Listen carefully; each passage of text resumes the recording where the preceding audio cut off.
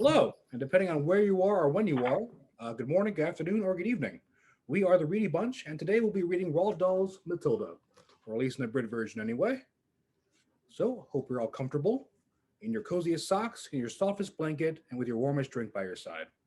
And if we're all ready, let's get started. Matilda by Roald Dahl.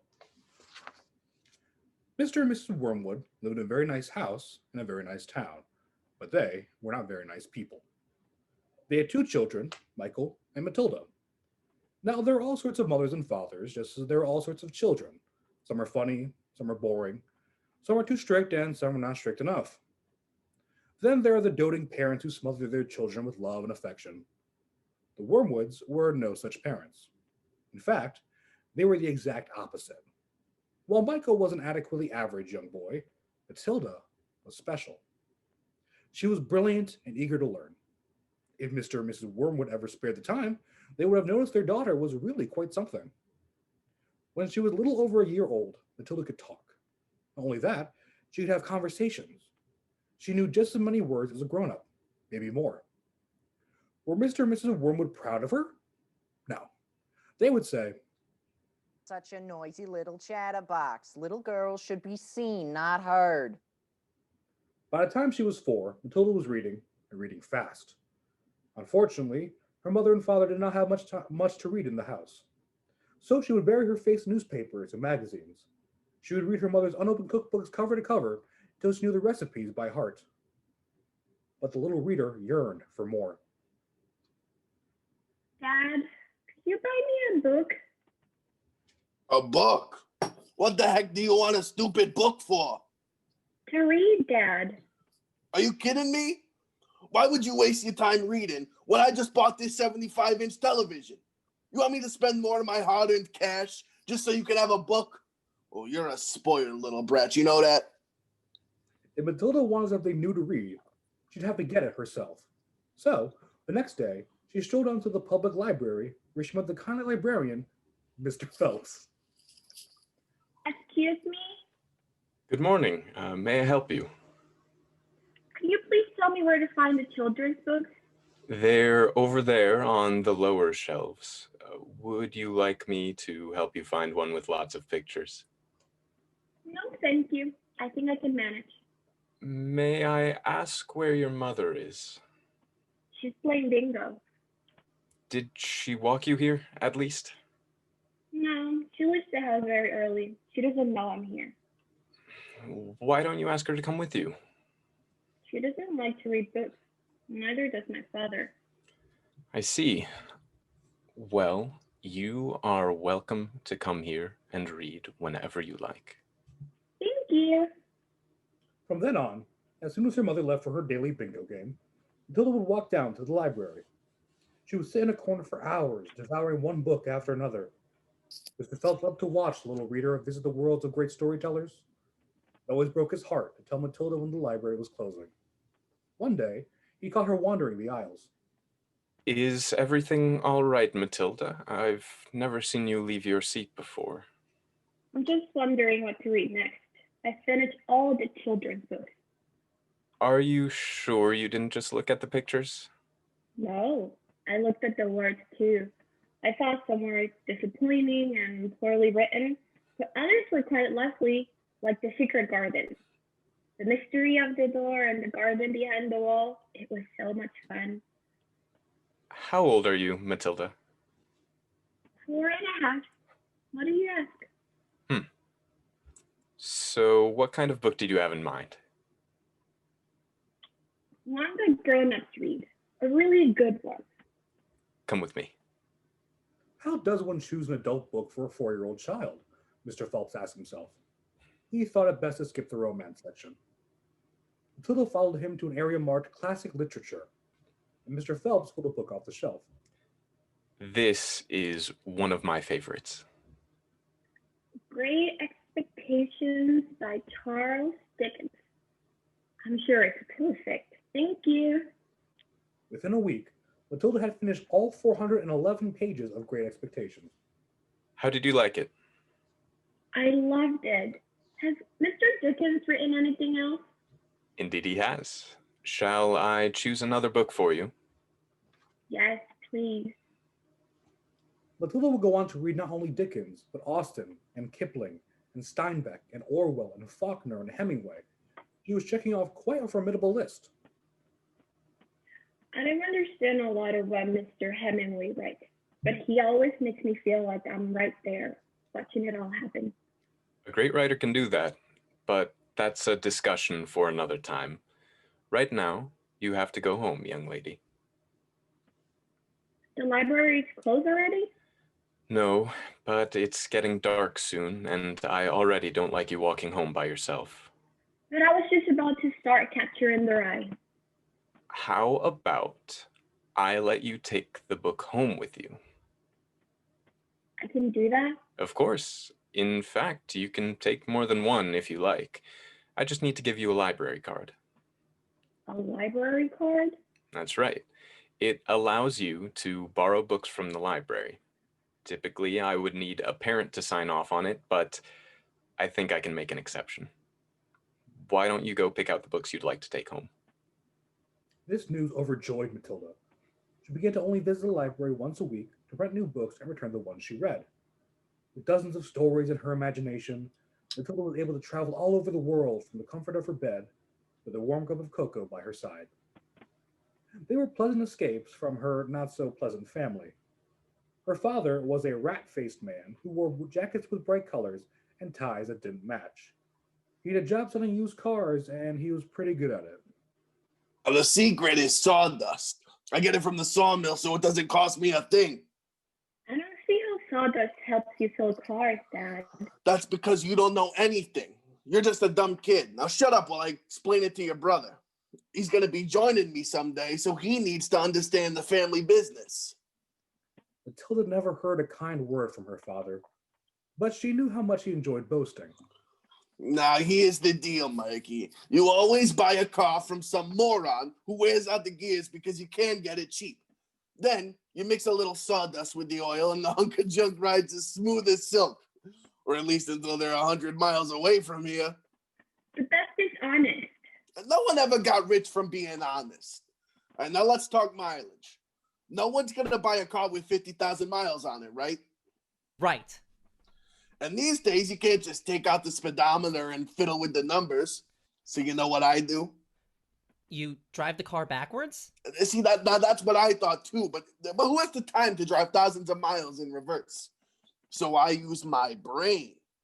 When you've got a good brain like your old man, you got to use it. See, the speedometer is a run off a cable attached to the front wheels.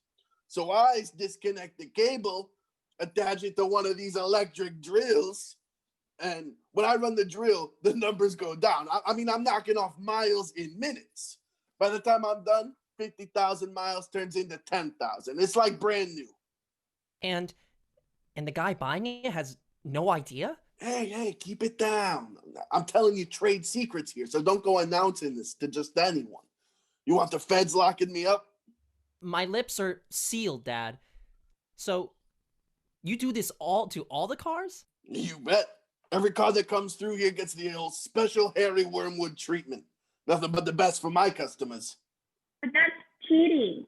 People need good cars, Dad. Why can't you sell good cars? If you don't like it, you can sleep outside. The house, the food, your bed, all paid for by my money.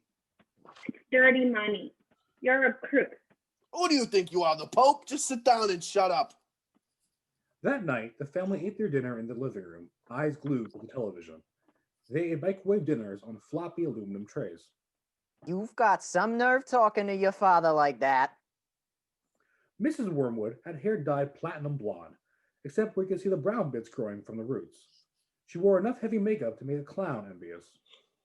Mom, will you mind if I ate in the dining room so I could read my book?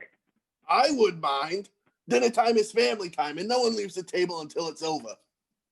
But we're not even at the table. Are you being smart with me? Because if you are, you'll be punished. Punished for being smart?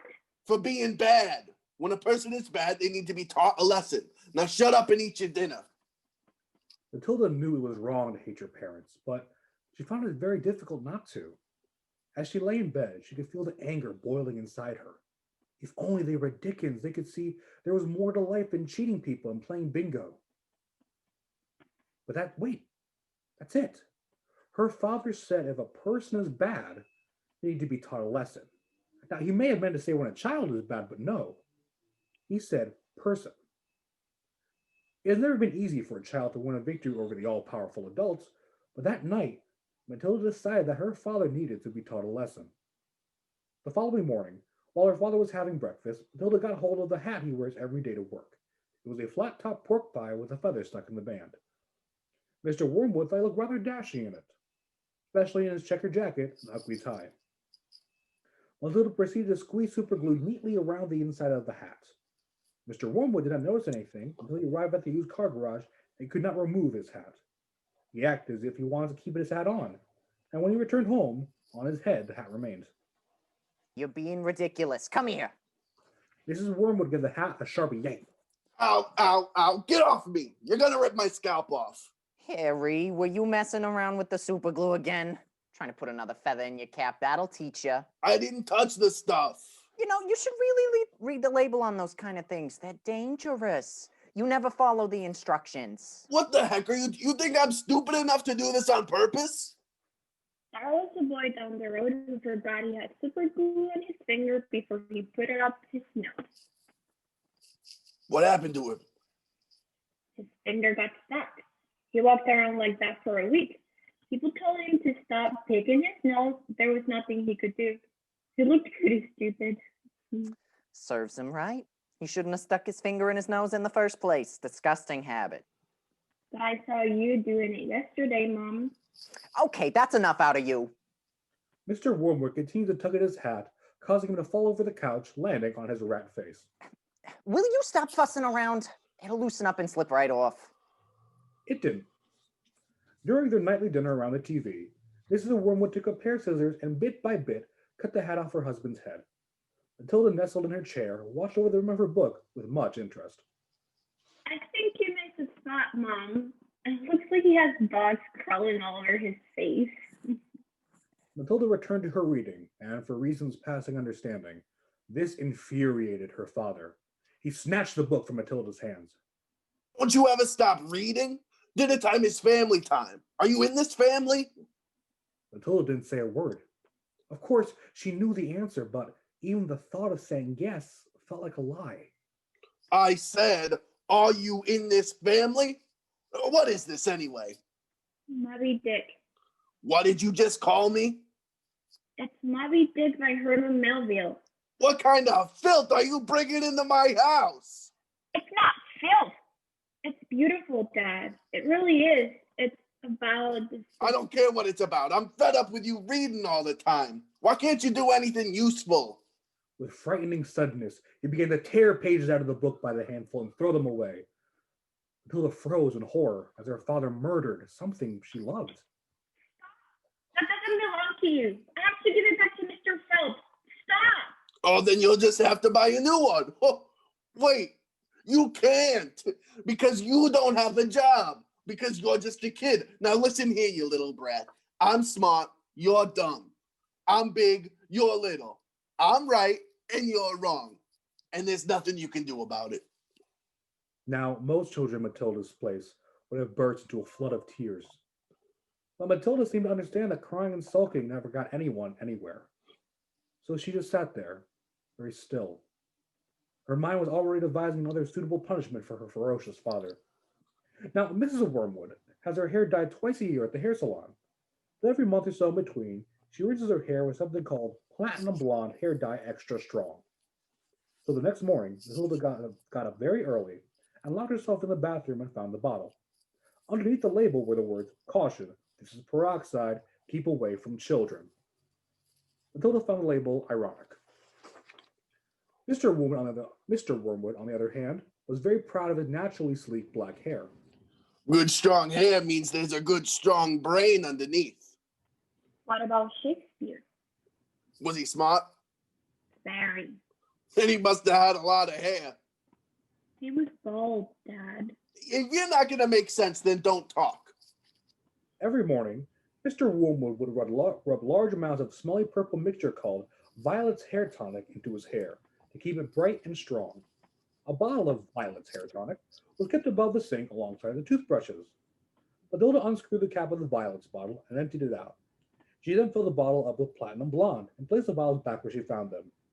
At breakfast, Matilda sat quietly eating her cornflakes while her brother sat across from her shoving toast smothered in peanut butter and jam into his mouth. Her mother was busy in the kitchen preparing Mr. Wormwood's usual breakfast: 2 eggs, 2 slices of toast, 3 sausages, 3 strips of bacon, and a fried tomato.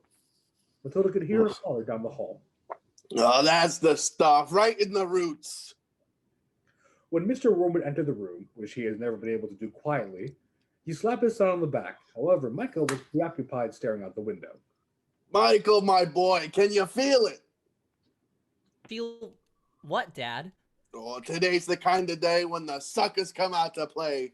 And I got a few little beauties down at the garage ready to sell. So that means money, money, money. Zinnia, where's my grub?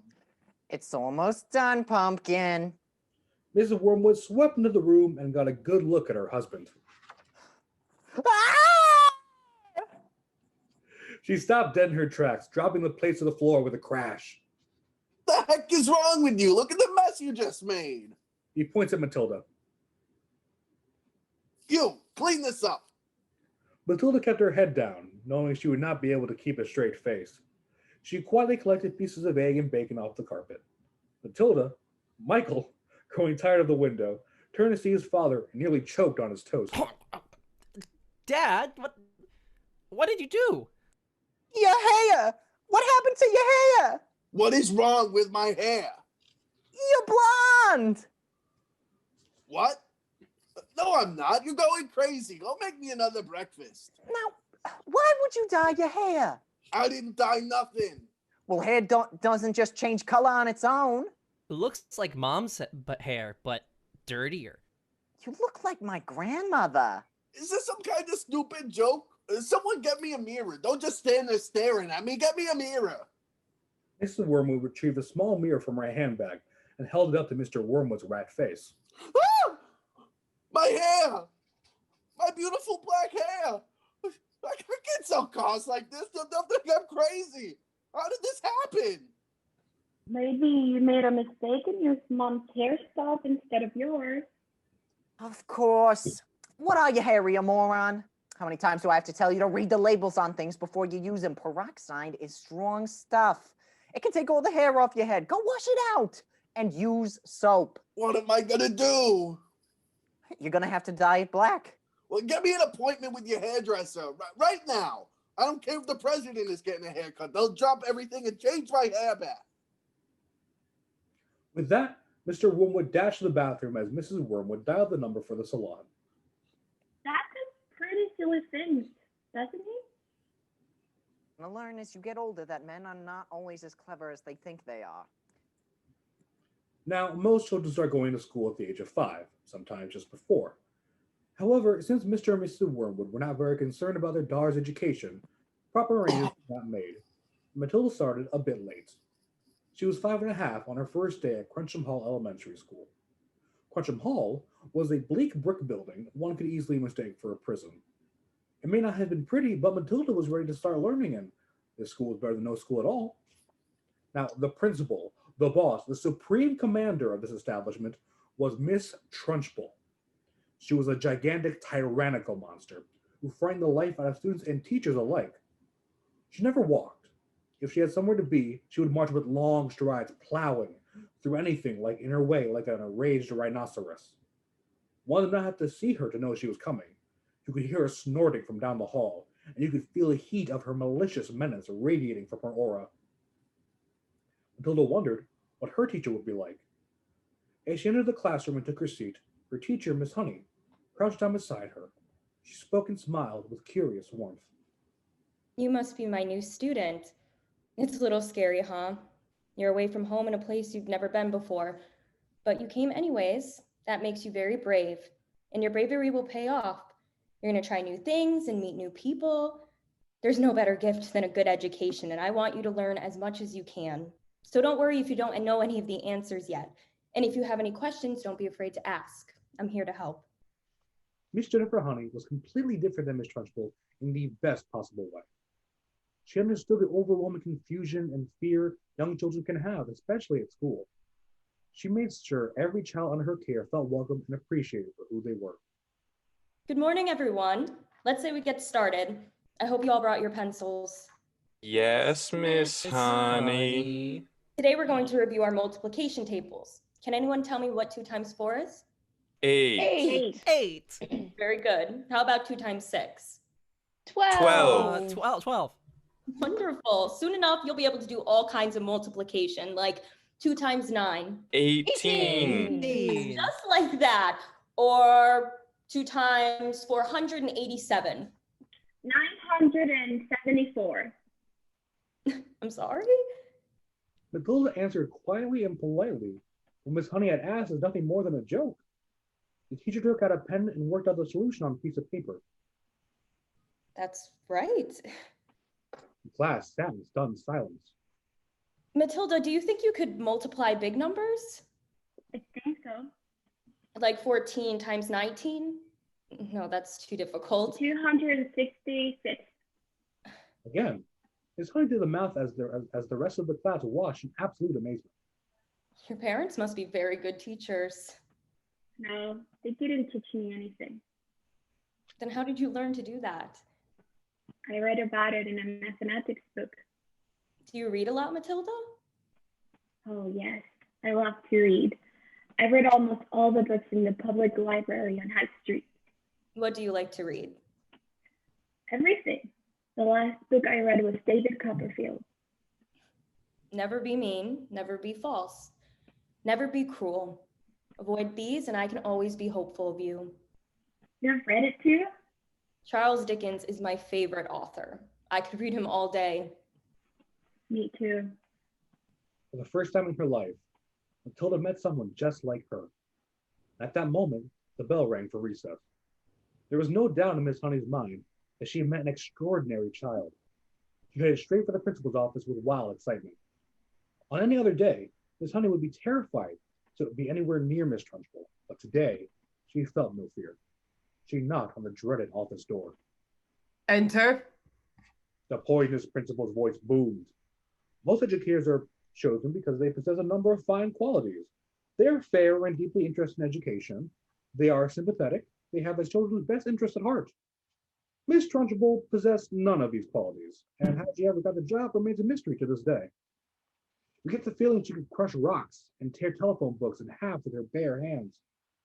She stood behind her desk wearing a dull brown smock, pinched in the middle by a massive belt, as well as an impatient scowl on her rather unappealing face. You're looking flushed and flustered today, Jenny. What's the matter? Did one of those goblins set fire to your skirt? No, Miss Trunchbull, nothing like that. And then what is it? Come on, get on with it. I'm a busy woman. There's a little girl in my class named Matilda Wormwood. Oh, keep your eye on that one, Jenny. What do you mean? Or her father tells me she's a real wart, that she's a real bad egg, and if any trouble starts brewing, it's because of her. He's a fine man, that Wormwood. A real community leader. I purchased a car from him yesterday at a terrific bargain. Only has 10,000 miles on it. That can't be right. She's such a sweet girl. Darn well right. I haven't met the little brat yet, and she better pray I never do. I have learned in all my years as an educator that there is nothing more dangerous than a misbehaved girl. Much worse than a boy. Nasty, dirty things girls are. Glad I was never one. You must have been a little girl once. I was born a woman. I never had to grow up. What's your excuse? Why are you still here wasting my time? Miss Trunchbull, Matilda is a brilliant child. She might even be a genius. No such thing. No child is a genius. Least of all this Madeline. Matilda. I beg your pardon. Her name is Matilda, and you should have seen her in class. I have it on her father's authority that the child is a pestilence. And her father is wrong. This young girl is quiet and kind, despite her brilliance.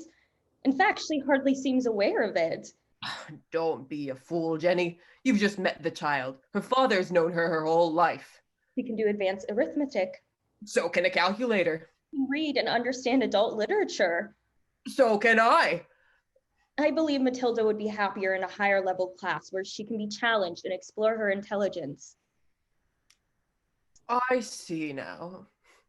You can't handle the little troll. Typical cowardly Jenny. You don't have the stuff, so you want to unload her on some other poor teacher and save you the trouble. No, not at all. What kind of fool do you take me for? I see right through your little scheme, this Madeline. Matilda. Whatever. She will stay right where she is, and it is your responsibility that she behave properly. Miss Trunchbull, please, Not another word. Yes, Miss Trunchbull. It's your decision. You're darn right it is. Now get out of my office. Miss Honey turned and walked out the door, depressed but by no means defeated. When she left the Trunchbull's office, the children were still playing outside. So she went around to various teachers and borrowed textbooks on algebra, history, chemistry, English, whatever she could. Then she called Matilda back to the classroom. I think we both know there's no point in you sitting there doing nothing while the rest of the class catches up. So each day I'm going to give you one of these textbooks to study. At the end of each lesson, you can ask me any questions you have. How does that sound? That sounds wonderful. I'm sure soon enough you will be able to move you to a higher grade, but for now the principal wants you to stay where you are. I understand. Thank you so much. So as Miss Honey taught multiplication tables, Matilda sat at her desk and studied geometry. Occasionally, Miss Honey would look over at the little reader and discover that once Matilda started reading, she didn't stop. She decided she was going to help this girl, somehow. Perhaps she could speak to the parents herself. How could a mother and father be so utterly unaware of their child's talents? Miss Honey was certain it would not be difficult to convince the Wormwoods that Matilda was gifted. After all, Mr. Wormwood was a successful businessman. One would assume he was intelligent. That evening, shortly after 9 o'clock, when Matilda was sure to be asleep, Miss Honey visited the Wormwood residence. If you're selling raffle tickets, I don't want any. I'm Jennifer Honey, Matilda's teacher at school. I'd like to have a word with you and your wife. Is she starting trouble already? Well, she's your problem now. You deal with her. No, not at all. Then what do you want? We're right in the middle of watching television. Mr. Wormwood, if you think some rotten television show is more important than your daughter, then maybe you shouldn't be a parent. Now, why don't you switch that darn thing off and listen to me? Fine. Let's get this over with. Mrs. Wormwood ain't gonna be too happy either, though. Mr. Wormwood was shook. He wasn't used to being spoken to that way. He grabbed the remote and turned off the TV. What's the big idea? Liz was about to hand out the last rose. Yeah, some teacher's here to talk to us about Matilda. Oh, what's she do now? To be honest, some truly remarkable things. A child should not be able to solve complicated multiplication, but Matilda can, and with ease. And she reads. We know she reads. All she does is read. She spends every second flipping through some stupid book. Did you come down here just to tell us things we already know? But she's not just reading children's books. She's reading novels and textbooks. With the right help, she could advance even further and possibly attend college in 2 or 3 years. I would be more than happy to tutor her after school. College? I never went to college. I got married instead. I chose looks. You chose books, and look how things turned out. I live in this big, beautiful house. Meanwhile, you're slaving away teaching snot-nosed brats the ABCs. Is that the kind of life you want for my daughter? I want Matilda to receive the best education possible. Well, I didn't go to no stinking college neither. I don't know anyone who did. It's just a place for hippies and know-it-alls. That's just not true. You shouldn't look down on educated people. Mr. Wormwood, if God forbid you were to ever become ill, your doctor would have gone to university. Or if you were to be sued for selling a faulty car, the lawyer who defends you will be a college graduate. What car? Who wants to sue me? Who you been talking to, lady? Nobody. Oh dear, I can see we're not going to come to any kind of agreement. I'm sorry to bother you this late. Yeah, thanks for stopping by, Miss Henry. Honey. Whatever. It was easy for Matilda to make friends. She was kind and sensible. Of course, the rest of her class knew she was clever, but children are far too wrapped up in their own struggles to worry about what others do and why. One of Matilda's new friends was a girl named Lavender. During breaks, the two would wander around together, sharing stories. Have you heard the chokey? No, what's that? One of the older girls told me it's a cupboard the Trunchbull has in her office. The walls are made of cement with broken glass everywhere, and the door has sharp nails sticking out of it. Why should she have something like that? She locks kids up in it for misbehaving. That's awful. What else Well- does she do? Well, did you hear about Julius Rotwinkle? What's that? Yesterday, the Trunchbull caught him eating candy during a lesson, so she picked him up with one arm and threw him out the window. Oh my gosh, is he okay? He's alive. I heard before she was the principal, she was an athlete. She went to the Olympics for the shot put, javelin, and hammer throw. How do you know the older girls weren't just messing with you? At that moment, the playground, which had been filled with the laughter of children at play, became deadly silent. The Trunchbull emerged from the crowd with monstrous strides. Amanda Thrip! The girls watched as Trunchbull approached an exceptionally little girl, here today played by Richard Hamilton, who had the expression of someone tied to the train track. What are those? What are what, Miss Trunchbull? Those things hanging from your head. They're pigtails, Miss Trunchbull. I do not allow pigs in my school. Are you a pig, Amanda? No, Miss Trunchbull. You will chop those filthy things off before class tomorrow. But my mommy says I look pretty. Your mommy is a twit! The Trunchbull pounced. She grabbed Amanda by the pigtails and lifted her off the ground. She then swung the girl round and round above her head, faster and faster. It's the hammer throw! With a mighty grunt, the Trunchbull released Amanda, sending her sailing like a rocket over the wire fence and into the grass. Amanda sat up, dazed but unharmed. I'm okay! I'm sorry I didn't believe you. That's okay. I didn't want to believe me either. Has anyone told her parents? I tried, but my dad said I sounded ridiculous and I was making it up. That's how she gets away with it. No parent will ever believe what happened with Amanda's pigtails. Not in a million years. And definitely not my parents. I didn't think going to school would be so dangerous. After lunch the very next day, Trunchbull called the entire school into an assembly hall. Almost 250 boys and girls watched Trunchbull march into the stage with a riding crop in hand. What's going on? I have no idea. Bruce Bogtrotter! Where is Bruce Bogtrotter? Bruce Bogtrotter! Come up here right now. A decidedly rotund boy stood up and waddled forward reluctantly. Somehow he knew he wasn't going on stage to win an award. This boy is a thief, a crook, and a criminal, a disgusting scoundrel. No, I'm not. So you deny it, you miserable little rogue. I don't even know what you're talking about. Yesterday, you slithered into the kitchen like the serpent you are and stole a piece of chocolate cake. My personal, private chocolate cake. It was not for you. The cook baked it exclusively for me. Did you think for 1 second that I would ever eat the filth we served to you? That cake was mine, and you stole it. I'm a fat kid. I eat lots of cake. How am I supposed to remember a specific one? Because it was made with the best chocolate in the entire world. And it looked just like this. A shriveled old woman wearing a dirty apron wheeled in a table upon which sat a delectable slice of chocolate cake. Trunchbull pulled up a chair and shoved Bruce into it. Why don't you have a bite to refresh your memory? Is giving him cake? It must be poison. Bruce cautiously took the smallest bite he could, and it was the richest, most delicious cake. Upon noticing he was still alive, he proceeded to finish the whole thing. Did you like the cake, Bogtrotter? My mom's finished. How can you be sure? You only had one slice. You must have some more. Cook! The old woman returned, this time staggering under the weight of an enormous cake, half the size of Bruce himself. She dropped the cake in front of him and shoved a fork into it. Bruce felt a knot in his stomach.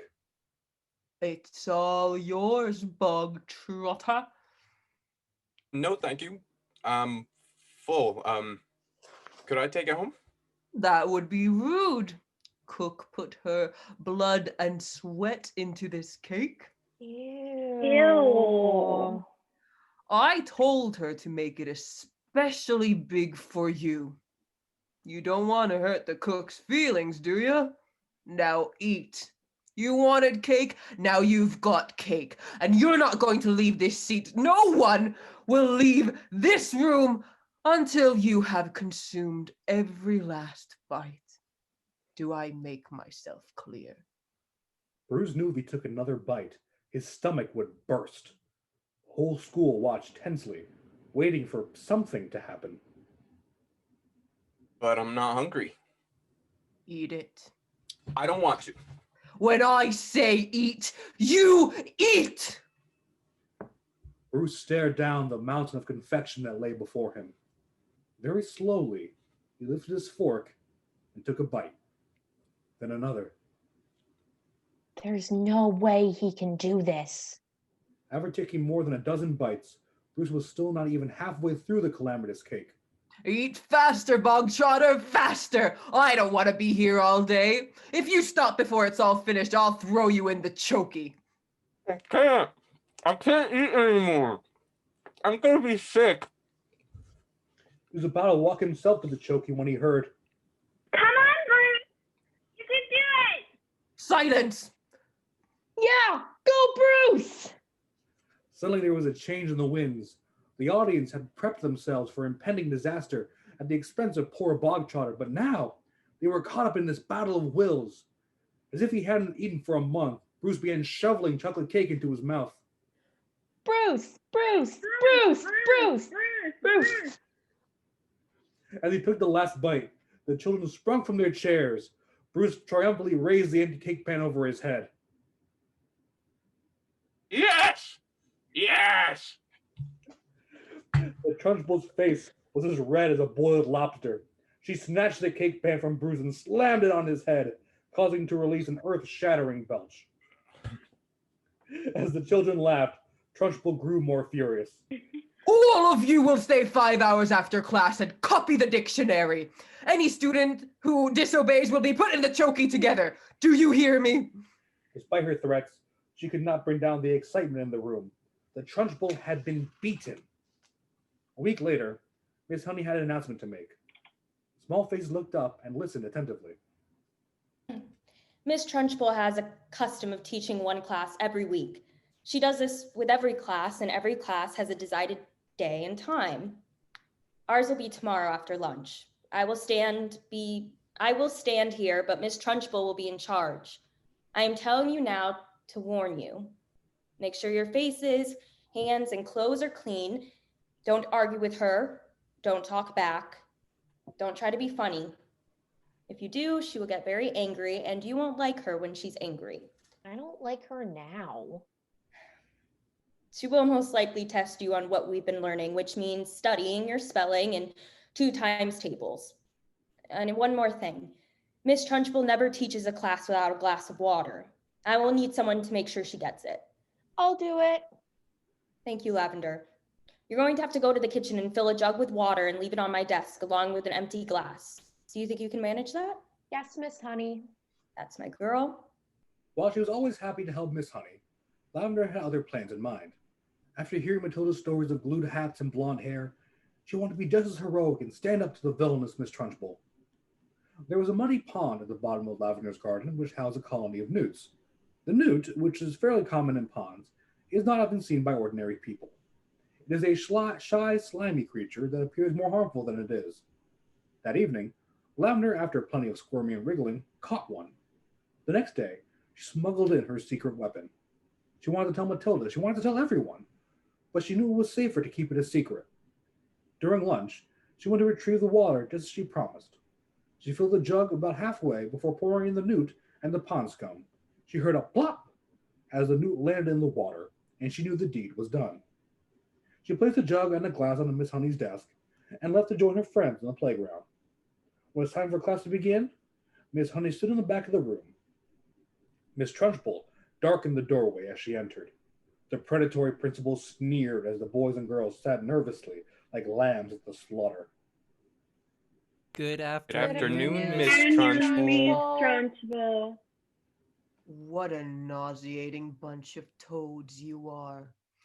Whenever I think about how I must suffer through the next 6 years with all this filth in my school, it makes me want to vomit.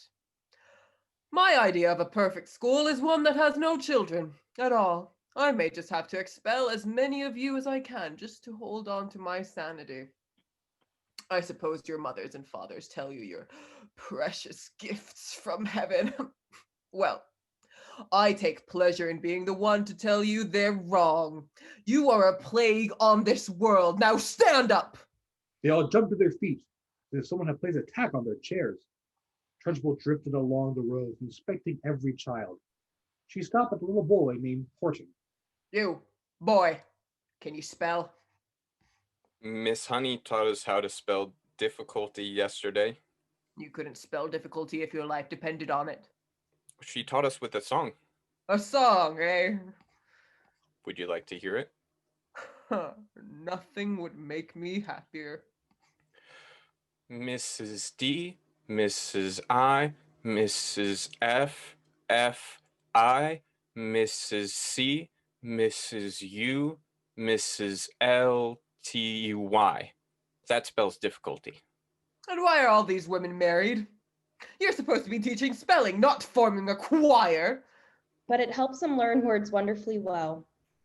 The Trunchbull rushed up to the boy named Nigel and raised him off the ground by his shirt collar. I hope you know your multiplication tables. I do, Miss Trunchbull. I swear. Then what is 2 times 7? It's. I don't know. Wrong answer. Oh no. Without a moment of hesitation, Miss Trunchbull tossed Nigel into the air and caught him by the ankle. Another second, and his face would have had an abrupt meeting with the floor. I'll ask you again. What is 2 times 7? I don't know. Let him go. You're hurting him.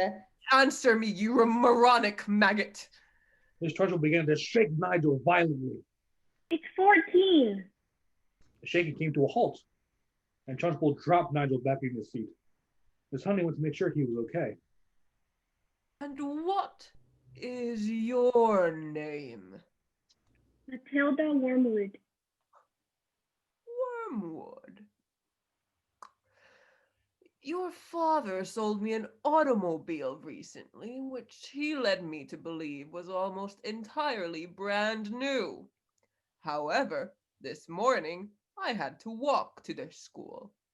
Do you know why? Because when I turned on my almost brand new car, the bloody engine fell out. The bloody engine was filled with bloody sawdust. The man is a scoundrel, and I'm certain the rotten apple does not fall far from that tree. I don't think this is any way to teach, Miss Trunchbull. A child just can't. That's how we make them learn. You've got to hammer it into them. Someday you'll realize it does no good being kind to children. They're like insects. I'll never understand why they are so repulsive. Trunchbull poured herself a drink. Suddenly, she heard a plop. She looked down and saw something squirming in her glass. The shock launched Miss Trunchbull 6 feet in the air. The children stifled their laughter as the principal went from fearsome to foolish. A snake! It's a snake! You better watch out. I think it bites. One of you has tried to poison me. Which one of you witless worms was it? Confess! Matilda raised her hand. The terror in Miss Trunchbull's eyes turned to smoldering fury. Matilda. I just thought you'd like to know. It's not a snake. It's a newt. Of course it was you. What? I didn't do it. Then how do you know what this is? Because I read about it. Miss Honey told me you were clever. I despise clever people, and I hate children. Imagine how I must feel about a clever child. You don't belong in a classroom. You belong in a jail cell. I should have never let you step foot in this school. But I didn't do it. Then who did? Lavender felt terrible. She didn't want Matilda to be punished for something she did, but she didn't want to be punished herself either. She looked up at Matilda, who saw the overwhelming guilt in her eyes. I don't know, but I didn't do it. I'll lock you up in the chokey for so long you won't see daylight until you're 64. You can't do that. Matilda was angry. She has never been this angry. She was unbearably angry. She couldn't seem to escape all this unfairness and injustice. Whether it was from her parents or Miss Trunchbull, oh, she hated Miss Trunchbull. How could such an awful person exist, let alone be in charge of a school for children? How delightful would it be if her glass of water tipped over? Matilda stared at the glass intensely. It would be very delightful to watch the glass tip over, spilling the newt and the dirty water all over Miss Trunchbull. She began to feel a new sense of great power within her. She did not understand the sensation, but she kept her eyes steady on the glass. I can do whatever I want because I'm big and you're little. The glass wobbled. I'm smart and you're dumb. The glass wobbled again. I'm right and you're wrong, and there is nothing you can do about it. Suddenly, the water splashed out all over Miss Trunchbull, with the newt landing on her massive bosom.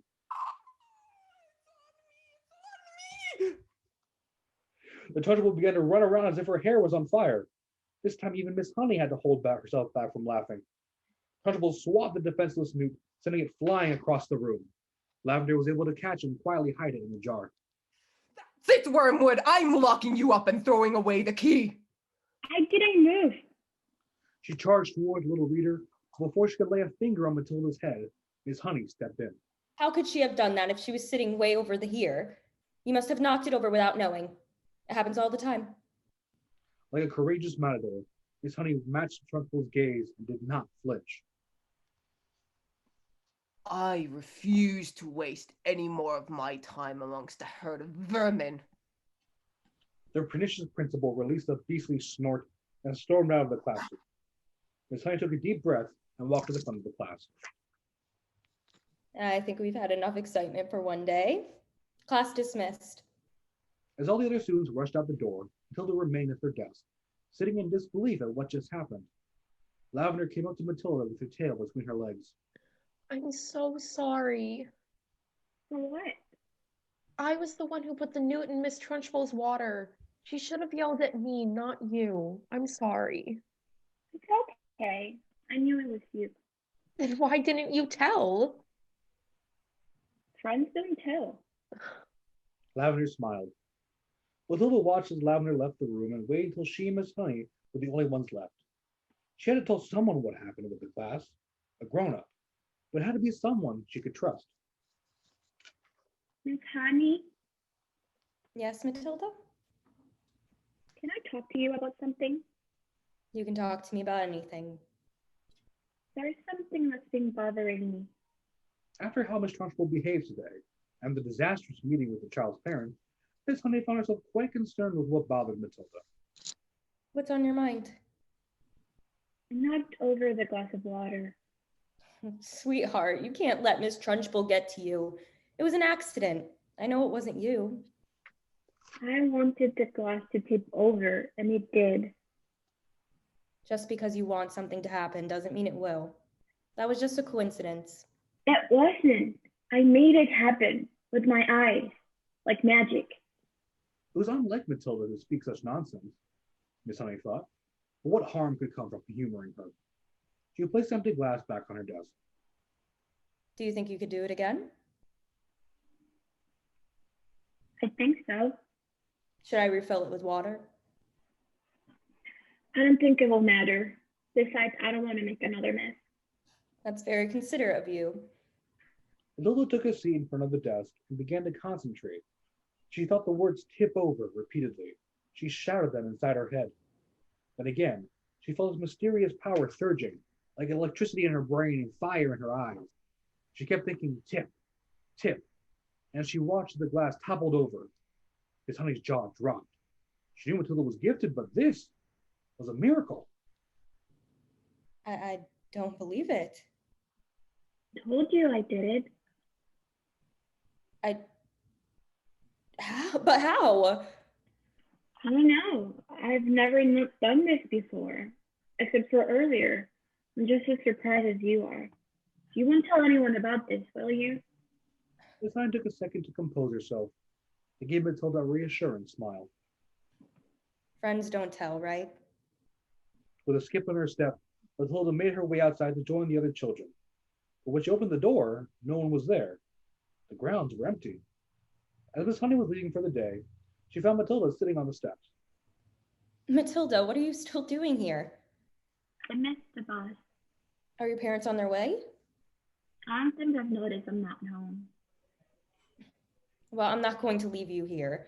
It'll be dark soon. Would you like to come home with me? I have tea and cookies. I don't like that very much. The little reader took hold of Miss Honey's hand and trotted by her side. She began to go on about her newfound power with wild excitement. It's like I could see the energy around the glass, and this thing starts growing inside me, and I could push it out of my eyes, like Superman, but also nothing like Superman. I bet I could move all sorts of things, like tables and chairs with people in it. Okay. Let's not get ahead of ourselves. My goodness, I've never seen you so vibrant. I'm sorry. I just feel so woo. I understand you're excited, but I think we should tread carefully. It's cool. I do, but we have no idea what we're dealing with. There are mysterious unknown forces. We don't know where they come from. Perhaps it's someplace wicked. Does that mean I'm wicked? No, of course not. I'm sorry, I shouldn't have said that. I suppose when one does possess great powers, it doesn't matter where it comes from. What matters is how you choose to use it. Along their way, Miss Honey and Matilda came upon a magnificent colonial home. I wonder who would live in such a beautiful home. Miss Trunchbull. No way. She probably lives in some dark cave full of worms and bats. Matilda laughed, but at that moment, the horrific headmistress herself emerged from the front door. She couldn't believe her eyes. Miss Honey hid the two of them behind a bush and out of sight. Matilda noticed a child swing in the front yard. Let's go before she sees us. The pair peacefully passed by several little shops in town before they ended up on a narrow country road. It was one of those golden autumn afternoons. There were tall trees here and there on either side. Miss Honey told Matilda the names of them all: oaks, sycamore, the occasional chestnut. She taught Matilda how to recognize them by their leaves and bark. They listened to the birds in the hazel branches and watched the squirrels collecting nuts. Soon enough, they came upon a small red brick cottage with nestles of honeysuckle on either side and a yard bursting with wildflowers. You live here? I do. I think it's quite lovely. Why, thank you. I think so too. Do you live here all alone? Suddenly, Miss Honey's warm face grew solemn, but just as quickly she shook it off. Yes, I do. Why don't we go inside? Matilda followed Miss Honey inside to the kitchen, which was no bigger than a large closet. Miss Honey allowed the kettle to boil on the stovetop as she placed leaves inside a teapot. Although she was not an exceptionally tall woman, Miss Honey had to stoop down to avoid hitting her head on the ceiling. When the tea was ready, Miss Honey poured a cup for her guest and offered a plate of hobnobs and jammy dodgers. But Matilda wasn't very hungry. A thought had been floating around in her head. Why would she have a swing in her yard? What's that? Miss Trunchbull had a swing in front of her house. She hates children, so I don't imagine she has any. And it was so much too small for her. Again, a sadness crept onto Miss Honey's face. She took a deep breath. Matilda, may I tell you a story? Of course. A girl I know used to live in that house. Her life was good and happy, but when she was just 2 years old, her mother passed away. Her father was a busy doctor, so he needed someone to look after things at home. So he invited the mother's sister to live with them. But the sister was mean and cruel and treated the girl very badly. Trunchbull. Yes. And then worst of all, when the girl was 5, her father died very suddenly. So the little girl was left to live alone with her aunt, who would continue to abuse the child. How did the father die? There is still a good deal of mystery surrounding his death, but the police decided to label it a suicide. That's terrible. Yes, it was. But the story had a happy ending. The girl was able to go to school and become a teacher. She would earn enough money to find a new home. So she packed up her things and escaped from her wicked aunt. One day she found a tiny cottage she would rent from a kind old farmer. She covered it in honeysuckle and wildflowers, and she had never gone back to that house. Good for her. Do you know why I told you that story? No. You were born into a family that doesn't appreciate you. But someday things will be very different. They shared a warm smile and a warm cup of tea as they took comfort in each other's company. But then something clicked inside Matilda's curious head. Wait, your cottage is covered in honeysuckle? Yes, it is. The little girl is you! You're quite the little sleuth. That means Trunchbull is... Aunt Trunchbull.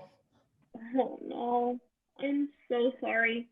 Can't imagine what it must have been like to live with her. It's all right. I finally have my freedom now. But you still have to see her every day. Why haven't you quit and moved far away? I love to teach. Besides, I can never abandon the children. It's just not fair. That's your house. How could your father just leave it to her? I'm sure he didn't. But his will was never found. Miss Trunchbull must have destroyed it. There's no evidence that she did. But I think so too. Still, you were his daughter. The house should automatically go to you. We should march back there and take it from her. You will do nothing of the sort. Why not? Agatha Trunchbull is a monster. As soon as we step foot on her property, she'll chase us with her teeth bared and claws sharpened. Even as a grown woman, she terrifies me. In my wildest dreams, I would never think to confront her. We can take her. I can move things with my mind. She doesn't stand a chance. Matilda, I don't want you to get involved. But No. If anything bad were to happen, if any harm were to come to you, I would never forgive myself. Promise me you will not return to that house. Okay, I promise. Good. Thank you. Now, why don't I walk you home? I'm sure your parents are worried. If they are, it'll be the second biggest surprise of the day. The walk to the Wormwood house was much more quiet. Matilda was so lost in thought that she hardly looked where she was going. The only sounds you could hear were the crunching of leaves under feet and the wind breezing past. Eventually, Matilda broke the silence. Miss Trunchbull's first name is Agatha? Yes, that's what I heard my father call her. What did people call him? Magnus. That was his first name. And he must have called you Jennifer or Jenny? Miss Trunchbull calls me Jenny, but my father would always call me his bumblebee. I see. What are you thinking, young lady? Nothing. When they reached the house, Matilda ran up to the path at the front door. Okay, bye, Miss Honey. I'll see you Monday. Thanks for the key. But Matilda was thinking. In fact, she was planning. After all Miss Honey had helped her plenty, it was time to return the favor. In order for the plan to succeed, she would need to use her powers. Although she wasn't completely confident in her new abilities, she was certain with a little practice she could pull it off. When she entered the house, she found her family, as she always did, in front of the TV, except for her father, who sauntered in with a notebook, a long receipt, and a smug grin. His face turned sour when he laid eyes on his daughter in the doorway. Where the heck have you been? Who's my teacher? This better not be some after-school tutoring. We can't afford that. No. Now shut up Actually, and go to your room. As Matilda trudged her way to the bedroom, her father flashed her seat in a victorious fashion. Finally, I've had the most successful day.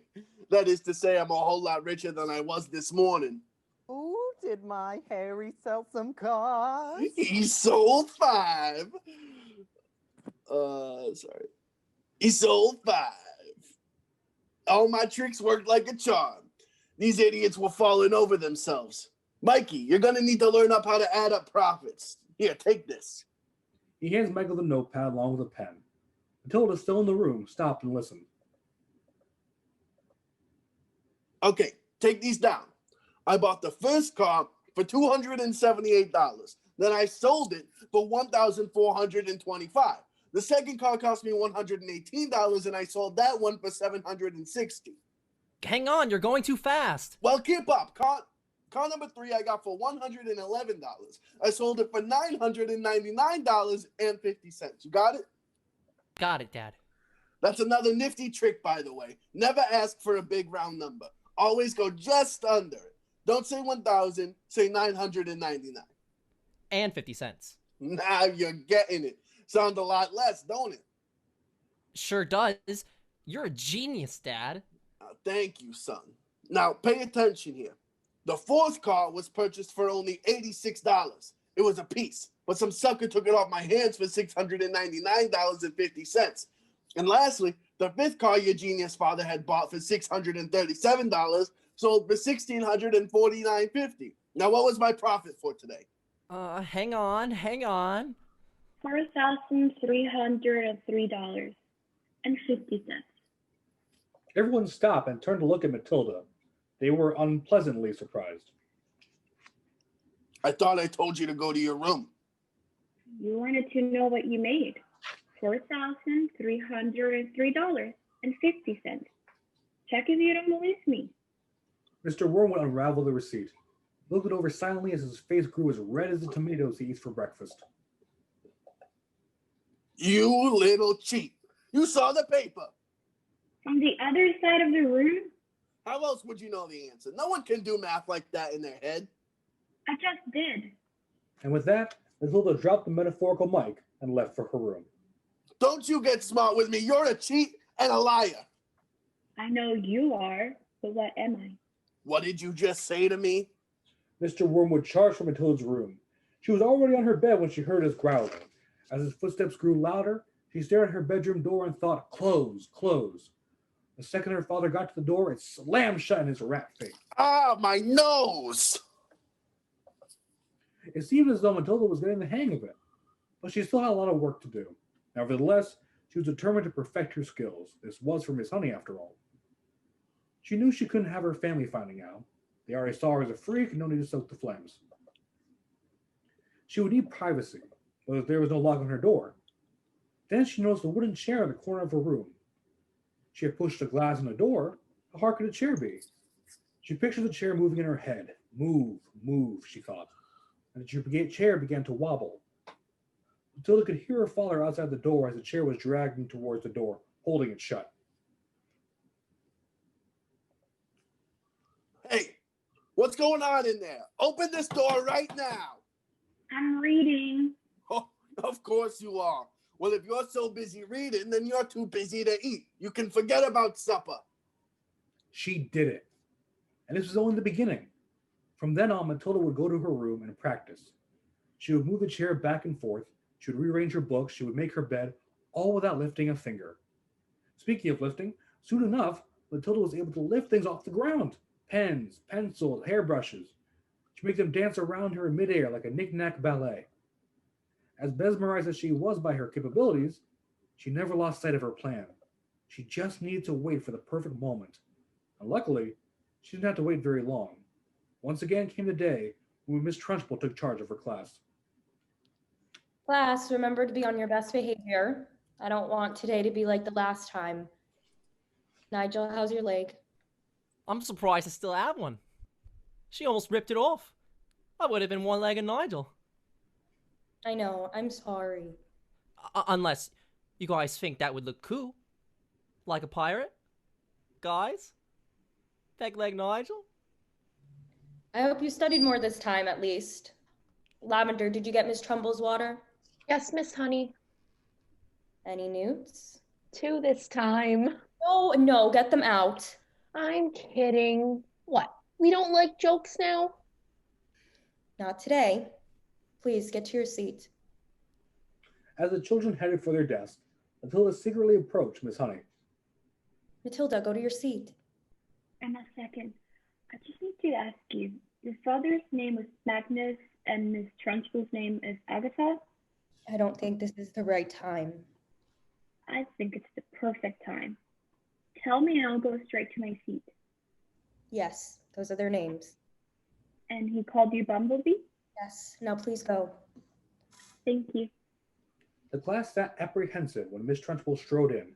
She went straight for the water jug and peered inside. I should not have to be wary of the water I drink, but in this room it is imperative. I can see no slimy, disgusting creatures swimming around. No, if there were, something exceptionally unpleasant would happen to every single member of this class. The class remained very tense. No one dared to take any chances. Now let's see how well you know your multiplication, or I should say how poorly Miss Honey has taught you multiplication. You, boy, stand up. Oh, come on. What was that? Nothing, Miss Trunchbull. Trunchbull glared at the boy as he sheepishly rose from his seat. That's what I thought. Recite the 3 times table backwards. I didn't learn it backwards. There it is. Miss Honey has taught you nothing. I know my 3 times tables, just not backwards. Very well, boy. Then answer me this. I have 7 apples, 7 oranges, and 7 bananas. How many pieces of fruit do I have? That's not multiplication, that's addition. Get on with it. Answer the question. But I thought you wanted 3 times tables. You blithering idiot. 3 groups of 7. 3 sevens. What is 3 times 7? At this point, Nigel was properly flustered. He began to count on his fingers. Don't add multiply, you festering flea bag. With a swift motion, Trunchbull snatched up Nigel by his ankle and lifted him off the ground like a freshly caught fish. Miss Honey and the students watched in horror. Not again! 3 sevens is 21. Say it. Suddenly, Lavender jumped to her feet and pointed at the blackboard. Look, the chalk! It's moving by itself! It's starting to write something! Indeed it was. Miss Trunchbull was shaken to see the name Agatha, written by an invisible hand. She tossed Nigel up in the air and lumbered closer to the board. Luckily, Miss Honey was able to catch Nigel before he hit the ground. I think I want to be homeschooled.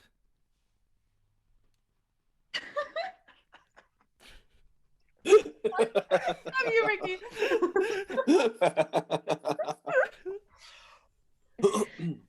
What in blazes is this? Who is doing this? The chalk continued to write. The class shot up out of their seats and began to read aloud what was written. Agatha, this is Magnus. No. Oh, it can't be. This is Magnus. And you better believe it. But you're dead. I mean, he's dead. This isn't happening. Miss Honey glanced over at Matilda, who would not move from her seat. She sat up straight, head held high, very focused. Agatha, give my bumblebee her house back. Trunchbull's face turned white as snow.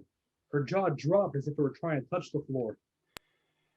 Give my bumblebee the house and the money.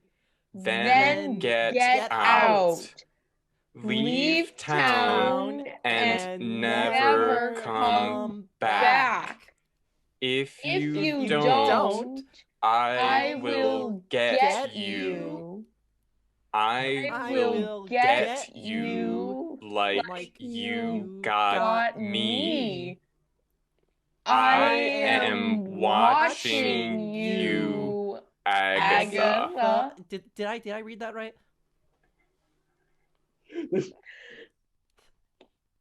The clock stopped writing. It dropped to the floor and broke in two. Miss Trunchbull is down! She's on the floor! The students crowded around to get a good view of the fallen beast. I think she fainted. But then the Trunchbull awoke and grabbed the closest child she could. Unfortunately, it was Lavender. She raised the girl over her head. Not the hammer throw, not the hammer throw! Out of nowhere, a ham sandwich launched at Trunchbull's face. A rumbling sound was heard and lunchboxes began flying out of bags wide open. Trunchbull dropped Lavender. Before Miss Honey could catch her, the girl started floating and then landed safely on the floor. Are you all right? I didn't know I could do that. No one saw who threw the ham sandwich, but the students were inspired to throw more food. Bruce Bogtrotter witnessed everything from the hallway, began rallying reinforcements. Hey everyone! Food fight in the hall! The Trunchbull is coming! The Trunchbull is coming! Attica! Attica! Attica!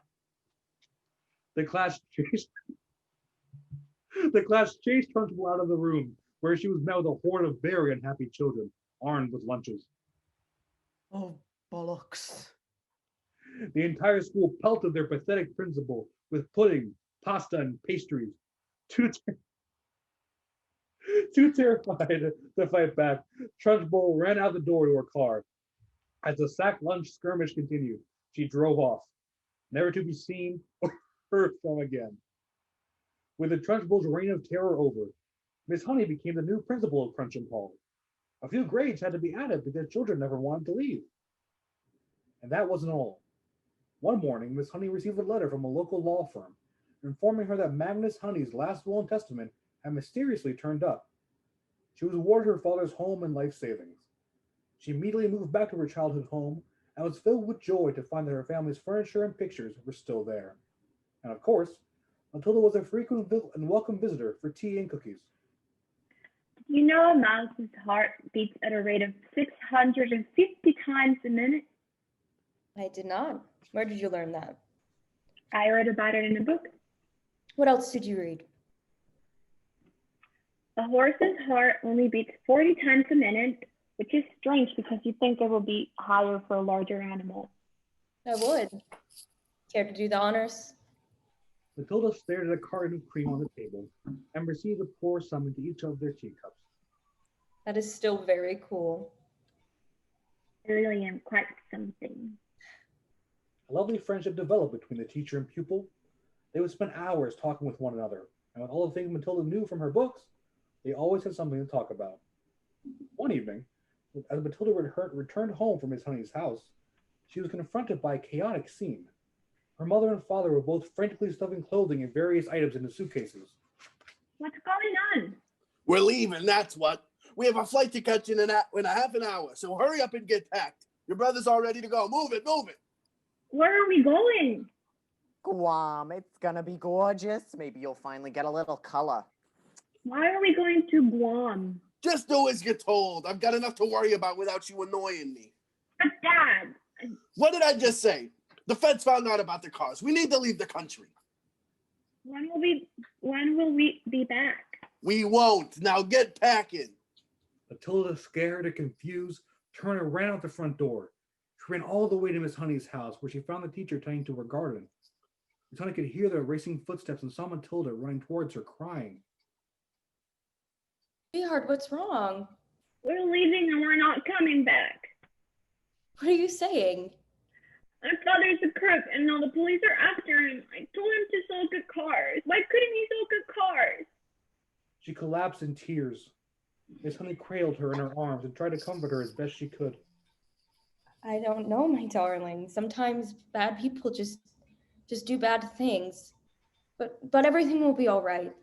No, it won't. We're moving to Guam. Guam? And I'll never see you again.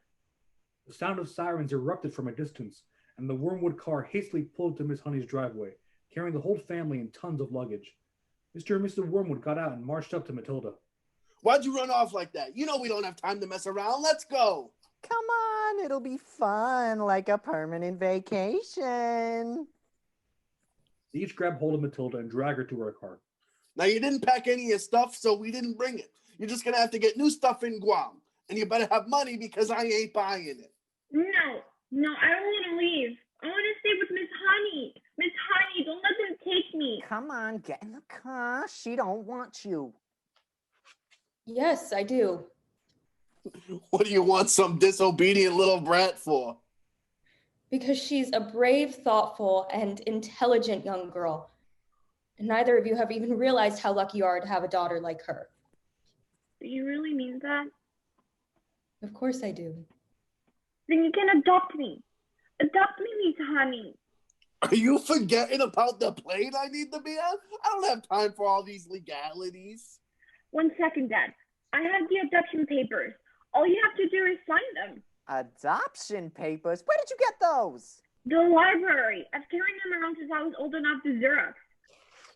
Matilda began to unfold some papers she pulled from her back pocket. Harry, are you hearing this? I could be an only child again. Shut up, I can't think with all these sirens around. Matilda, you're the only daughter I've ever had. And I've never understood you, not one bit. Mrs. Wormwood looked at Matilda, but for the first time as a mother, actually saw her child. What are you thinking, Zinnia? You got a pen? And doing perhaps the first decent thing they ever did for their daughter, the Wormwood signed the adoption papers. Now you're not going to be calling us for support payments, right? Oh no, we'll be all right. She will be taken well care of, I promise. Whatever, let's roll. We got to beat the feds to the airport. Ciao. Matilda leapt into Miss Honey's arms and hugged her. Her new mother hugged her back. Together they watched the Wormwoods pull away and disappear forever into the distance. As bad as things were before, that's how good they became. Matilda and Miss Honey both got what they wanted, a loving family. And Matilda never had to use her powers again. Well, almost never. She discovered to her great surprise that life could be fun, and she decided to have as much of it as possible. After all, she was a very smart kid. The end.